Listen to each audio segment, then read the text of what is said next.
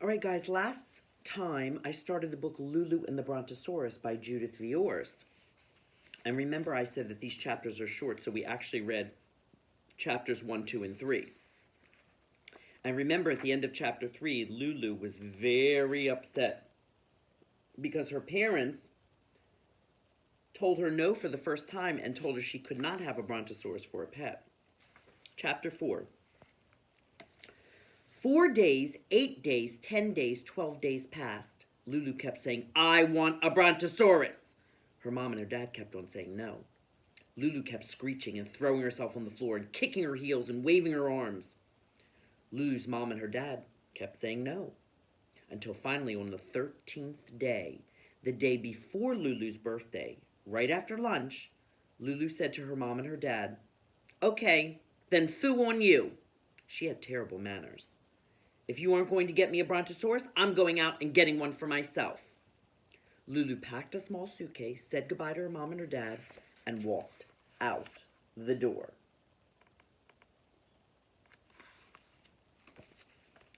And they let her go, partly because they thought she'd change her mind and come running back in about 2 minutes, and partly because it was nice not to have her screeching and kicking and waving and being a pain. Let's have a cup of tea and a couple of cookies, Lulu's mom said to her dad.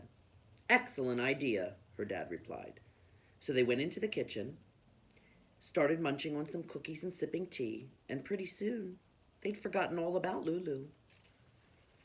Chapter 5. But Lulu hadn't forgotten that she was going to get herself a Brontosaurus, and luckily for Lulu, there was a great big forest not too far from her house. The animals in that forest had never bothered anybody because nobody ever bothered them. But watch out, creatures. Here came Lulu, trudging through the forest, swinging her small suitcase back and forth, and in quite a loud voice that was sure to wake the napping animals from their naps, singing this song. I'm gonna get a Brontosaurus for a pet. I'm gonna get a Brontosaurus for a pet.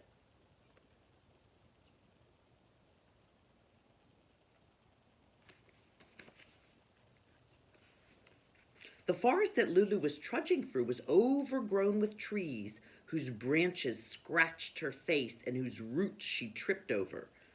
But Lulu hardly noticed because she was thinking just one thought, and you know what that was. So on she went, swinging her suitcase and singing her song too loud and annoying all the creatures in the forest, and being the same big pain out there that she was back home in her house, until...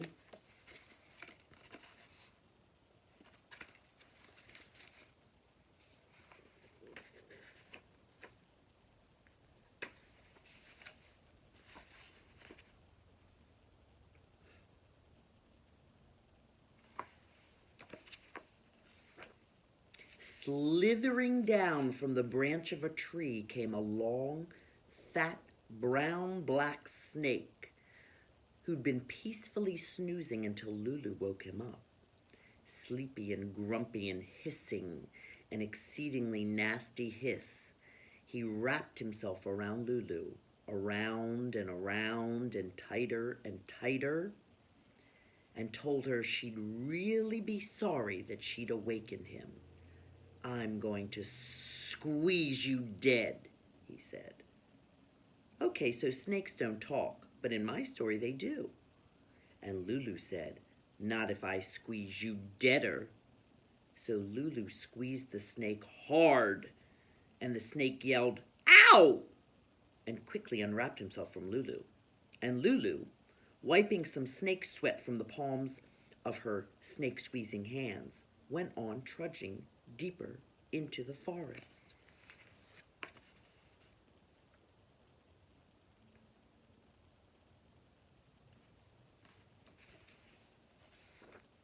Chapter 6.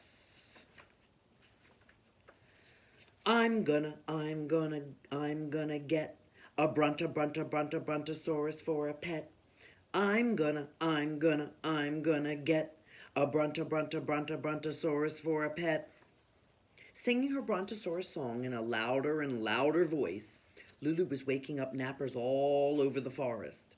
Some were annoyed, and some were extremely annoyed. Among the extremely annoyed was a slinky, silky lady tiger who yawned and stretched and rubbed her bright green eyes, and then with a ferocious roar sprung out from behind some trees and pounced on Lulu.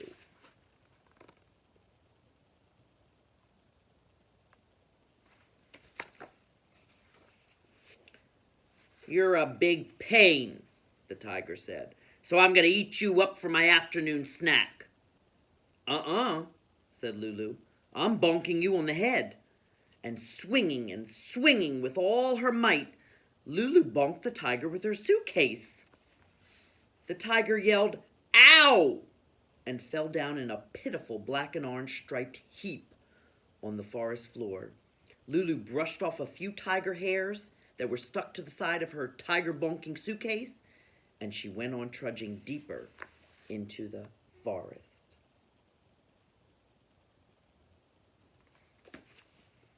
Okay, I'm going to stop there for today, and next time we will start with chapter 7.